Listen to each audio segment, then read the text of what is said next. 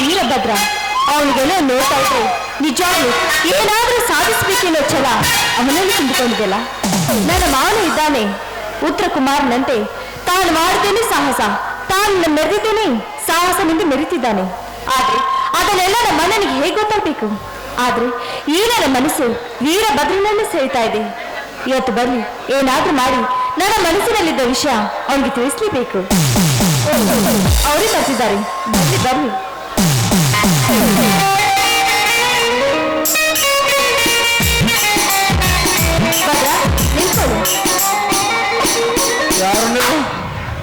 ಅವತ್ತು ಬಾಕ್ಸಿಂಗ್ ನಲ್ಲಿ ನೀವು ಗೆದ್ದಿದ್ರಲ್ಲ, ನಿಮಗೆ ನನ್ನ ಅಭಿನಂದನೆ. ಮೊದಲು ಯಾರಂತ ಹೇಳಿ ನೀವು? ನೋಡಿ, ಈ ಊರ ಶ್ರೀಮಂತ ಕಾಳಿಂಗರಾವ್ ಇದ್ದಾರಲ್ಲ, ಅವರ ತಂಗಿ ಕಲ್ಪನಾ. ಈಗಲಾದ್ರೂ ಗೊತ್ತಾಯ್ತು? ಓಹೋ, ಈ ಊರಿನ ಗರ್ಭ ಶ್ರೀಮಂತ ಕಾಳಿಂಗರಾವ್ ತಂಗಿನ ನೀನು? ಅದೇನು ನಿನ್ನ ಮಾವನಿಗೆ ಸಪೋರ್ಟ್ ಮಾಡೋದು ಬಿಟ್ಟು ನನಗೆ ಅಭಿನಂದನೆ ಹೇಳ್ತಿದ್ರಲ್ಲ, ಇದೇನೋ ನನಗೆ ಆಶ್ಚರ್ಯವೆನಿಸುತ್ತದೆ. ಭದ್ರ, ಇದರಲ್ಲಿ ಆಶ್ಚರ್ಯ ಪಡುವಂಥದ್ದೇನಿದೆ? ನನ್ನ ಮನಸ್ಸಲ್ಲಿರುವುದು ನೇರವಾಗಿ ನಿಮಗೆ ತಿಳಿಸಿದೆ ಅಷ್ಟೇ. ಅಂದರೆ ನಾನು ನಿಮ್ಮನ್ನ ಮನಸಾರಿ ಮುಚ್ಚಿರುವೆ. ಸಾಕು ಮಾಡಿಕೊಂಡು ಕಲ್ಪನಾ ನಿನ್ನ ಕಪಟ ನಾಟಕವನ್ನು. ನಿನ್ನ ನಾಟಕಕ್ಕೆ ನಾನು ಪಾತ್ರಧಾರಿಯಾಗಲ್ಲರೇ. ಅದಕ್ಕೆ ಅಂತೆ ದಾರಿ ಬೇರೆದವರು ಕಾಯ್ತಿರ್ತಾರೆ, ಅವರನ್ನು ಕಾಣಲೇನು. ಭದ್ರ, ಏನು ಹೇಳ್ತಾ ಇದ್ರು ನೀವು? ನೋಡಿ, ನಾನು ನಾಟಕ ಮಾಡ್ತಾ ಇಲ್ಲ.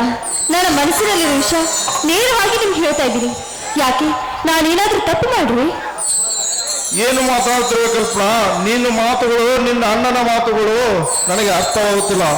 ನೋಡು ಕಲ್ಪನಾ, ನೀವು ಶ್ರೀಮಂತರು, ನಾವು ಬಡವರು. ಸಮಯಕ್ಕೆ ಸಂದರ್ಭಕ್ಕೆ ಬದಲಾಗುವ ನೀವೆಲ್ಲಿ? ಬೆಳ್ಳಗಿರುವುದಿಲ್ಲ ಹಾಲೆಂದು ತಿಳಿಯುವ ನಾವೆಲ್ಲಿ?